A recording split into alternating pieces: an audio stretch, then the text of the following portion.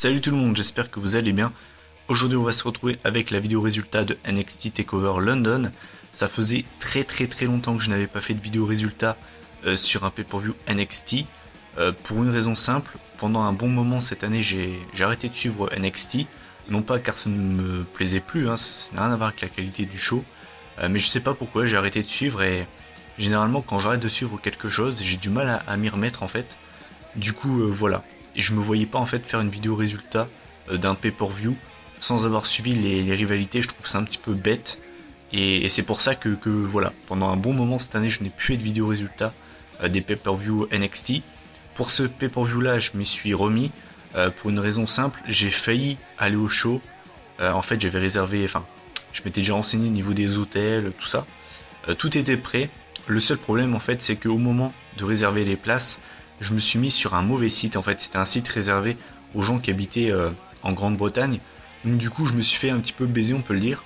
Donc en fait le temps que je revienne sur le bon site, donc le site de la salle qui accueillait l'événement, ben quand j'y étais il restait encore des places, mais c'était très mal placé et je me voyais pas en fait investir autant d'argent pour être vraiment mal placé. J'en voyais pas l'intérêt. Donc du coup c'est pour ça que j'ai pas été au show. Donc je l'ai regardé sur mon PC, voilà. Donc on va attaquer donc le pay-per-view. Donc c'était à Wembley, donc à la SSE Arena. Donc les deux thèmes officiels c'était Ace of Spades de Motorhead et Could Have Been Me de Trust. Donc ce seront les deux thèmes que je mettrai derrière, les deux thèmes musicaux que je mettrai sous ma voix pendant toute la vidéo, en espérant ce coup-ci que je l'ai réglé bien pour que vous entendiez un minimum. C'est vrai que je sais pas si c'est moi qui pense ça, mais j'ai l'impression en fait que mes deux dernières vidéos, on entend très peu la musique derrière. Donc ce coup-ci, je vais essayer de faire un petit peu mieux. Bref, donc vu que ça fait longtemps que j'ai pas fait de vidéo résultat de NXT, je vais donner en fait mon avis sur les lutteurs à chaque match. Donc vraiment vite fait, je vais pas m'éterniser 5 minutes à chaque fois. Donc on va commencer donc par le commencement, c'est-à-dire que Triple H arrive pour annoncer comme un petit peu pour NXT Brooklyn que We are NXT. Triple H toujours aussi bon au micro. Petite critique on va dire, c'est pas très crédible en fait, puisque au final Triple H est censé devoir vendre la blessure que lui a causé Roman Reigns à TLC, et le mec se pointe 3 jours plus tard, in shape, sans problème, costard cravate et tout. Donc j'ai pas trouvé ça très crédible. C'est vrai que comme on dit, le kayfabe a été totalement brisé. C'est dommage, mais bon après voilà, les fans de Londres ont été contents de voir The Game, qui a parfaitement lancé donc le show. Donc on a commencé par l'opener, donc c'était Asuka plutôt, face à Emma. Donc le match a duré 14 minutes 50, donc on peut le dire 15 minutes. Donc clairement c'est une excellente durée pour lancer la soirée. Surtout que c'était un match féminin, donc c'est vraiment très bien. Donc mon avis vite fait sur les deux lutteuses. Donc Asuka comme vous préférez, j'aime beaucoup. Et Emma, disons que c'est pas la lutteuse que je préfère, mais j'aime quand même. Je regrette quand même mon gros point négatif par rapport à elle, c'est pas de sa faute. C'est le booking qu'elle a eu quand elle a débuté dans le main roster. On l'a fait débuter avec une gimmick un petit peu de retard, aux côtés du plus gros clown, donc c'est-à-dire Santino Marella de l'époque. Donc comment tuer une catcheuse aussi facilement que ça, voilà, vous avez la réponse. Donc c'est dommage qu'Emma ait eu un run aussi mauvais dans le main roster, puisque je me rappelle que elle est bonne in ring, elle est douée, et ça me fait chier en fait qu'elle ait eu ses débuts aussi pourris dans le main roster. Donc voilà. Donc alors mon avis sur ce match, je l'ai trouvé bon. Pour moi il s'est découpé en deux parties. La première partie était plus basée sur des soumissions de la part de Asuka. La deuxième partie était beaucoup plus violente et j'ai préféré cette partie-là. Donc première partie on va dire, j'ai pas vraiment compté, je pense qu'il y a quand même eu la deuxième partie était quand même plus longue. Mais c'est vrai que le début a été assez lent, donc ça m'a un petit peu saoulé le début. Mais sinon voilà, c'était quand même un bon match. Donc victoire en fait de Asuka, qui gagne avec un high kick, donc en plein dans la face de Emma. Donc les kicks dévastateurs de Asuka, que j'aime beaucoup d'ailleurs. Ensuite, donc alors pendant le match, qu'est-ce qui s'est passé d'autre?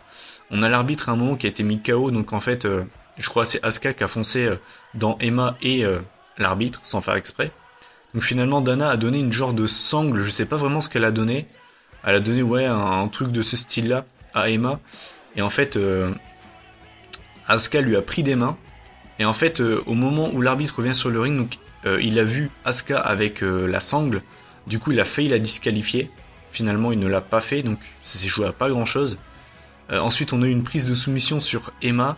Et en fait pendant ce temps-là, en fait Asuka a fait abandonner Emma, sauf que en fait l'arbitre ne l'a pas vu puisque l'arbitre était distrait par Dana Brooke.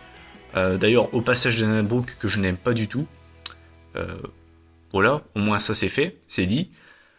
Donc au final voilà, disons que c'était un match que j'ai plutôt bien aimé. La fin était vraiment bien. Je trouve qu'ils ont réussi à nous mettre du suspense, même si pour moi le résultat était vraiment très prévisible. C'est vrai que franchement, bravo à eux, ils ont réussi à me mettre le doute, surtout vers la fin. Donc bon match pour commencer la soirée, j'ai mis la note de 7,5 sur 10, donc c'est une très bonne note pour commencer la soirée. Et pour moi c'était, je vous le dis direct, le deuxième meilleur match de la soirée. Ensuite on va passer au deuxième match de la soirée, donc c'était pour les NXT Tag Team Championship. Donc on avait Dash Wilder et Scott Dawson, les champions, face à Soft. Donc Enzo Amore, Colin Cassidy, accompagné donc de Carmella. Donc mon avis, donc alors Soft j'aime plutôt bien. D'ailleurs ils ont eu une énorme ovation de la part du public. Et je pense que Soft, notamment face à New Day, ça pourrait envoyer du lourd. Soft ils sont très très bons. Enfin, j'aime bien ce côté chauffeur de salle, que ce soit Big Cass ou Enzo. Je trouve que les deux sont très très bons au micro. Enfin voilà, ils savent mettre l'ambiance. Et je pense que cette équipe-là dans le main roster pourrait marcher. En tout cas, je pense qu'il pourrait marcher. Voilà. Contrairement à The Ascension qui a été complètement ruiné, je pense que Team Soft dans le main roster pourrait marcher. Et pour ce qui est des champions, donc Wilder et Dawson, j'aime pas du tout. Je trouve qu'ils dégagent rien. Je dis pas qu'ils sont moches, hein, mais je trouve qu'ils ont pas de charisme. Je les trouve plats. In-ring, je suis pas fan du tout. Le fait de se concentrer sur la partie du corps de son adversaire pendant tout le match, vous le savez, c'est le genre de catch que je n'aime pas du tout. Qu'est-ce que c'est ? Bah eux, c'est carrément leur marque de fabrique. Donc clairement, bah j'accroche pas du tout.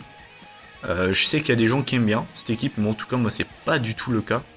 Moi personnellement, je voyais une victoire de Soft parce que moi j'avais l'impression que Wilder et Dawson c'était plus des champions de transition.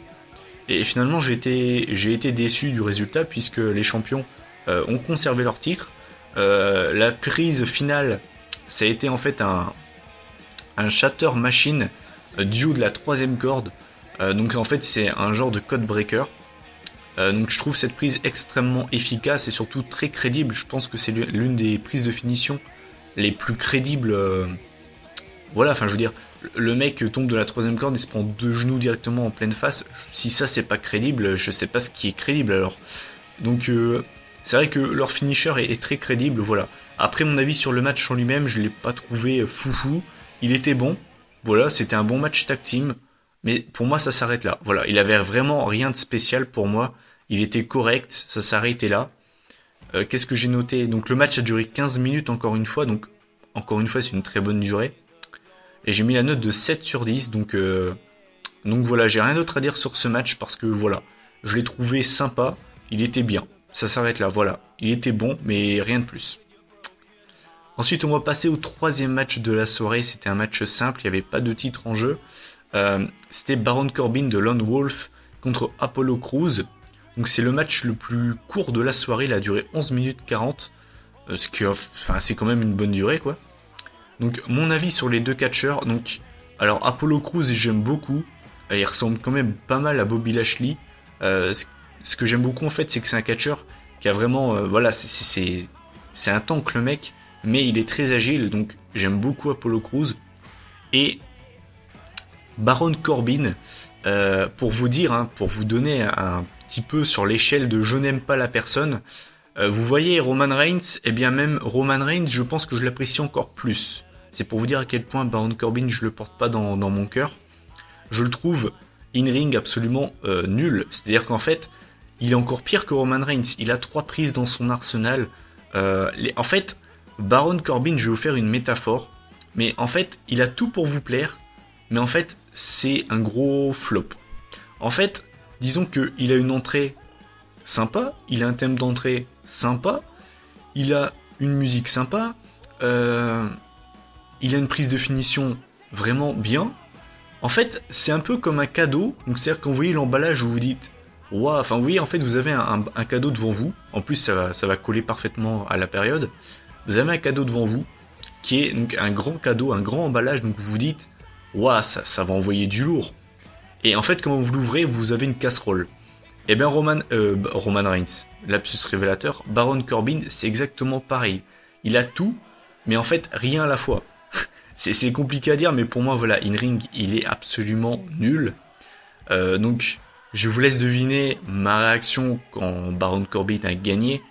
J'étais vraiment déçu, puisque oui, Baron Corbin a gagné avec son End of Days, donc sa prise de finition, qu'il la sort de nulle part.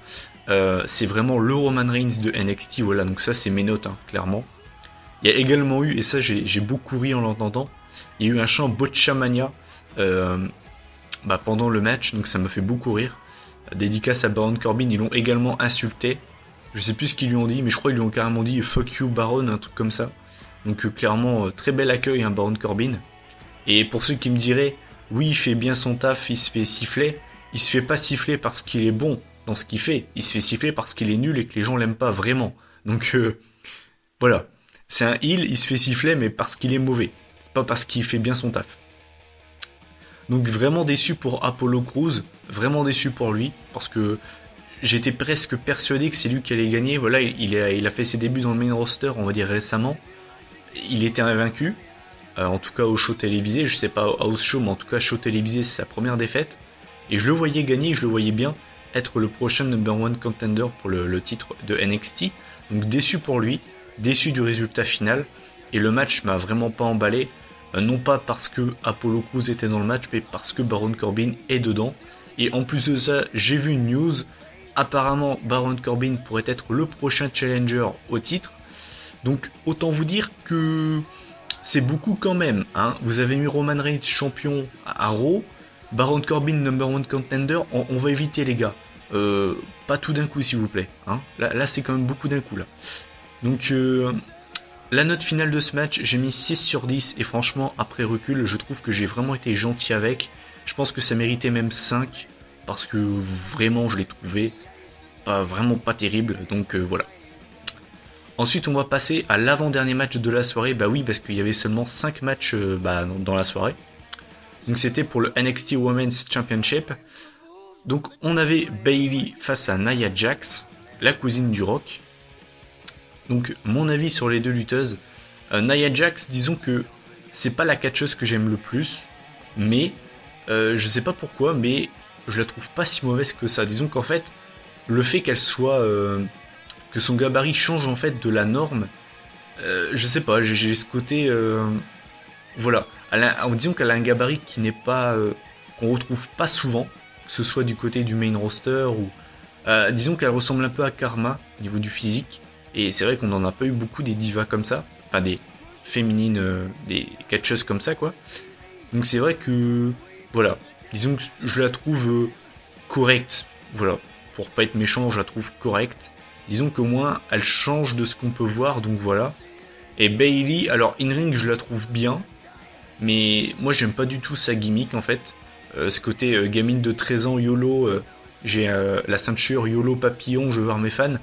J'aime bien les mangas, enfin moi c'est genre de, enfin moi sa gimmick, désolé, ça ne m'attire pas du tout, voilà. Mais in ring j'avoue qu'elle est bien, donc ça voilà. Alors le match a duré 13 minutes, donc c'est une bonne durée. Mon avis sur le match en lui-même, je l'ai trouvé correct encore une fois. Ça vaut pas Sasha Banks, Bayley de Brooklyn. Mais voilà, je trouve que le match était correct quand même. Faut prendre en compte que c'est Nia Jax, que forcément le rythme du match était beaucoup moins soutenu de ce qu'on a pu être habitué de voir à NXT. Donc au final, j'ai été assez indulgent avec ce match. Donc victoire de Bayley en fait, qui a tenté pour la 3e fois le Dragon Sleeper. Donc je vous le dis direct, la fin j'ai pas du tout aimé.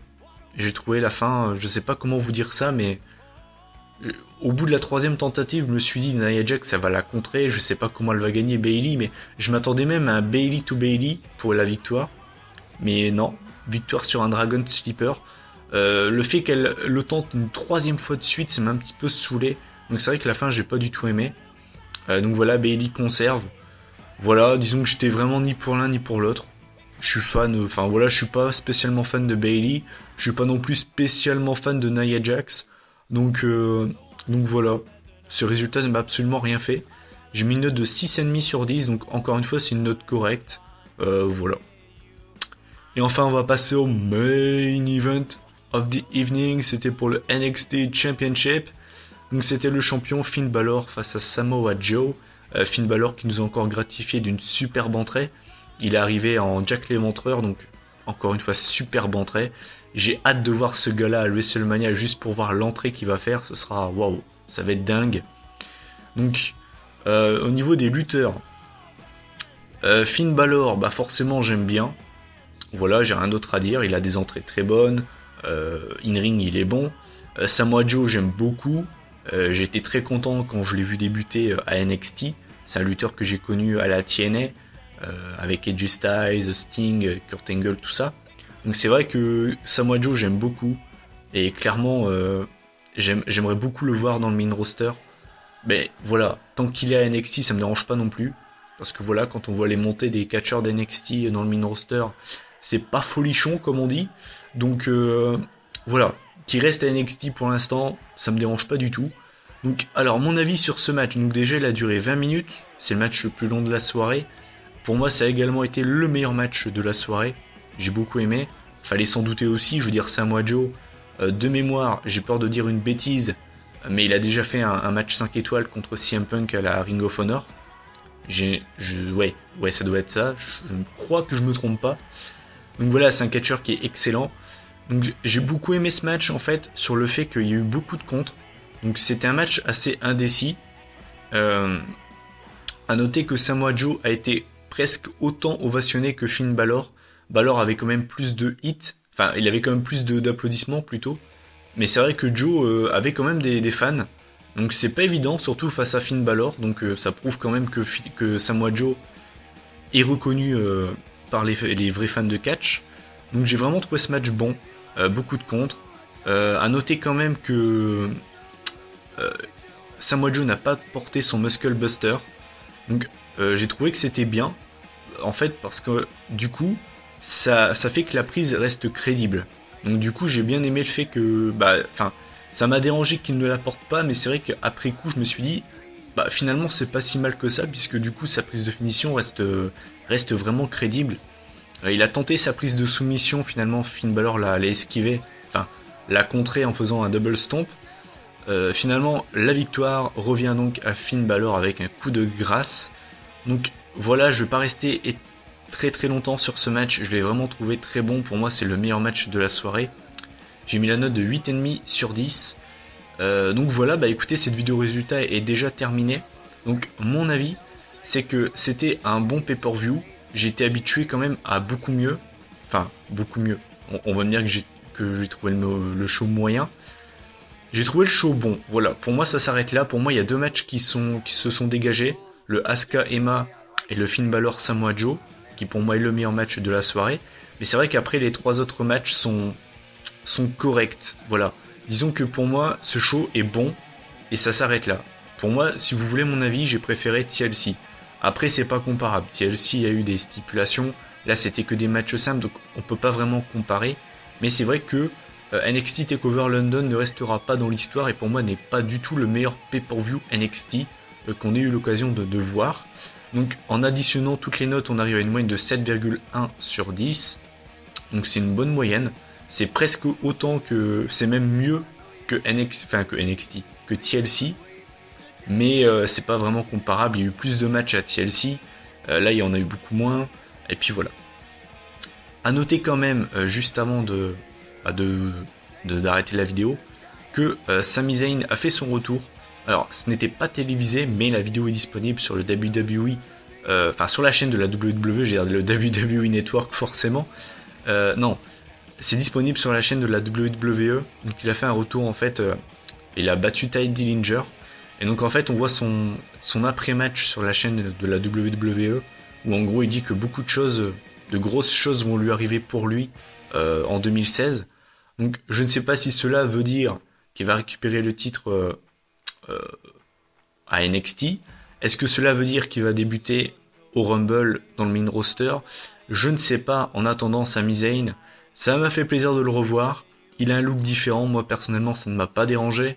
Je suis pas rentré dans cette comment dire, parce que j'ai vu en fait des commentaires. Ça m'a fait beaucoup rire. Petite note à part. Des gars qui se plaignaient. Oh, Sami Zayn, il a changé de look. Oh là là, ça lui va pas. Ah, j'ai du mal à le reconnaître. Les gars, c'est qu'un look, hein. Il a coupé des tifs. Vous savez, des cheveux, ça repousse, hein. Et j'ai vu ça, j'ai fait, ils sont sérieux à se prendre la tête pour ça. C'est un look, hein. Vous savez, des cheveux, ça repousse, hein. Il a pas de cancer, hein. Tout va bien pour Sami Zayn, hein. Donc, voilà. C'est mon petit moment. Enfin, c'est même pas un coup de gueule, c'est plus de l'incompréhension. Je comprends pas que des gens puissent être outrés parce que voilà, monsieur s'est coupé les cheveux. Enfin voilà, je trouve ça un peu ridicule, bref. Donc écoutez, cette vidéo résultat est terminée. Je vous invite à donner votre avis en commentaire. Voilà, quel est le match que vous avez le plus aimé.